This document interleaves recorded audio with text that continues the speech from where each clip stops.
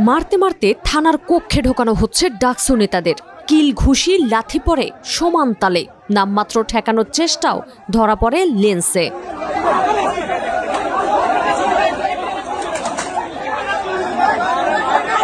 23 April রাতে শাহবাগ থানা চত্বরে এমন হামলার শিকার হন ডাকসুর সাহিত্য ও সংস্কৃতি সম্পাদক মুসাদ্দিক ইবনে আলী মোহাম্মদ এবং সমাজসেবা সম্পাদক এবি জুবায়ের সহ বেশ কয়েকজন নেতাকর্মী। এ সময় রাজাকারের ঠিকানা এ বাংলায় হবে না, শিবিরের জার্নালিজম এই ক্যাম্পাসে হবে না, এমন নানা স্লোগান সৃষ্টি করে উত্তেজনা।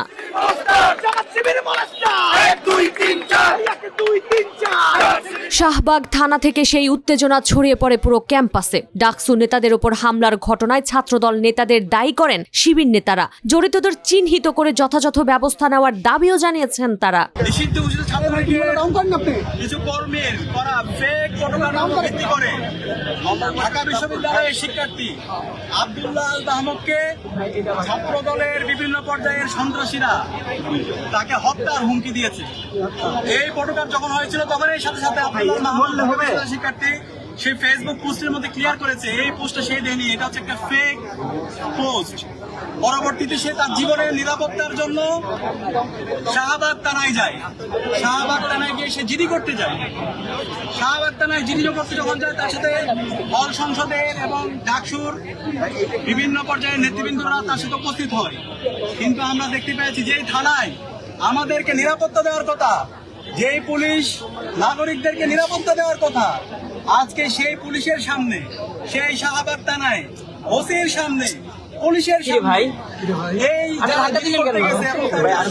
আমাদের ডাকসুর এবং হল সংসদের যারা গিয়েছে তাদের উপর বেদরক তার উপর হামলা হয়েছে। এটা ইতিহাসের একটা লজ্জাজনক অধ্যায়। তবে এমন পরিস্থিতি সৃষ্টির জন্য শিবিরকে দায়ী করেছেন ছাত্রদল নেতারা। তারা বলছেন প্রধানমন্ত্রী তারেক রহমান এবং তার কন্যা ব্যারিস্টার জাইমা রহমানকে নিয়ে কুরুচিপূর্ণ মন্তব্য করেছেন গুপ্ত সংগঠনের নেতা আব্দুল্লাহ আল মাহমুদ।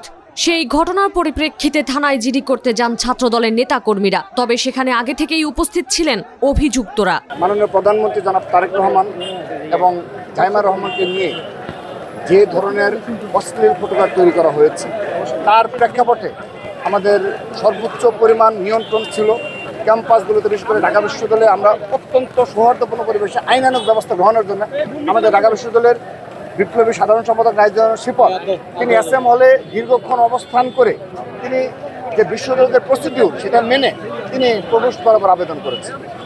কিন্তু তৎক্ষণাৎ আমাদের ঢাকা বিশ্ববিদ্যালয়ের সংগ্রামী সভাপতি গণেশচন্দ্র সাহস তিনি শাহবাগ থানায় এসে পরিস্থিতি নিয়ন্ত্রণ করার চেষ্টা করেছে। কিন্তু এখানে কে বা কারা ফেসবুকে পোস্ট দিয়ে বলেছে যে শাহবাগে আসুন, মানে XYZ, এবং তারা ঢাকা বিশ্ববিদ্যালয়ের নাম না বলছি, যেহেতু তিনি কিছুটা আহত হয়েছেন, আমি তার নামটা বলতে চাচ্ছি না। তারপর তারা 4 থেকে 5 জন এইরকম একটা পরিস্থিতিতে যেখানে সর্বোচ্চ নেতৃত্ব নিয়ে এই নোংরা মানে ফটোগ্রাফ দেওয়ার পর তারা 3 থেকে 4 জন মাত্র ইচ্ছাকৃতভাবে এখানে আসার ফলে এই পরিস্থিতি ক্রিয়েট হয়েছে। তবে শিবিরের দাবি তাদের নেতা মাহমুদ প্রধানমন্ত্রী ও তার কন্যাকে নিয়ে কোনো বাজে মন্তব্য করেননি। সামাজিক মাধ্যমে যে ফটোকার্ড ছড়ানো হয়েছে সেটি ভুয়া। এ বিষয়ে ডিএমপির রমনা বিভাগের উপ police commissioner DC Masud Alam the Business স্ট্যান্ডার্ডকে বলেন, কুরুচিপূর্ণ একটি ফটোকার্ডকে কেন্দ্র করে এই ঘটনা।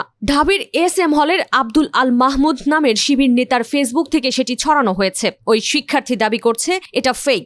সে থানায় আসে এবং এ ব্যাপারে অভিযোগ দিতে।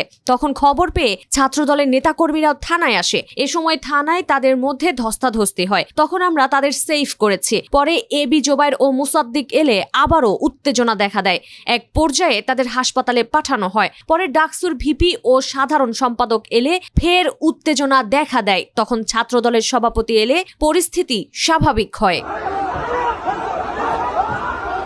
তিনি আরও বলেন, ওই ফটোকার্ডের বিষয়ে ছাত্রদলের পক্ষ থেকে থানায় লিখিত অভিযোগ করা হয়েছে।